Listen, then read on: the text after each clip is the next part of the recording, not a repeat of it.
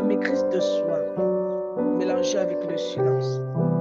Votre générosité nous honore pour cette rentrée scolaire. Donnez une chance à un démuni non scolarisé à travers un don. Merci.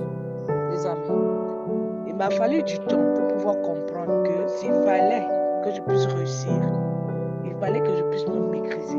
Parce que c'est par là où les gens passaient pour me coincer dans mon comportement. Parce que j'étais impulsif. Et cette impulsivité m'a poussé à beaucoup d'erreurs, à beaucoup de chagrins, à beaucoup de regrets.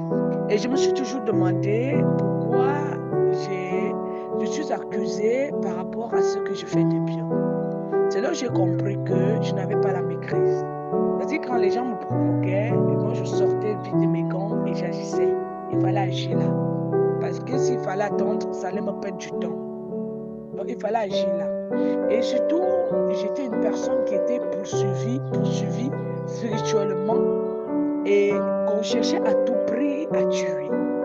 Et physiquement, dans la vie réelle et autres, je n'avais pas droit au repos. Et ce combat permanent a fait que je devienne une personne impulsive, agressive, et parce qu'il fallait faire tout pour défendre ma personne. Et cela a fait en sorte que je devienne une personne bizarre. Par rapport à cela, les gens m'ont pris, ont commencé, ils se sont dit, ils se sont mis à se moquer de ma personne.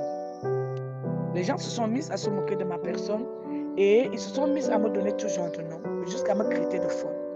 Ils ont profité de cela parce que j'étais une personne sage, brusquement, remplie de connaissances. D'où est-ce que ça me sortait pour dire que toute connaissance et sagesse que j'ai déposée, c'était de la sorcellerie pure et que j'allais devenir une personne folle.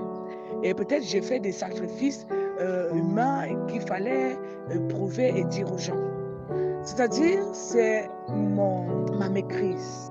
La manière dont j'ai appris à me maîtriser et à devenir une personne silencieuse qui m'a aidé à m'en sortir et de sortir de là. Et jusqu'à aujourd'hui, je n'ai jamais voulu prouver aux gens que j'avais raison.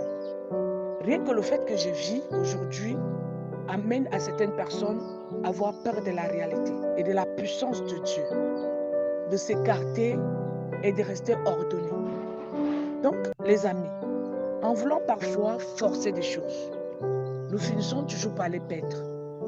Mieux vaut devenir des personnes neutres dans l'histoire en gardant notre silence et notre tranquillité.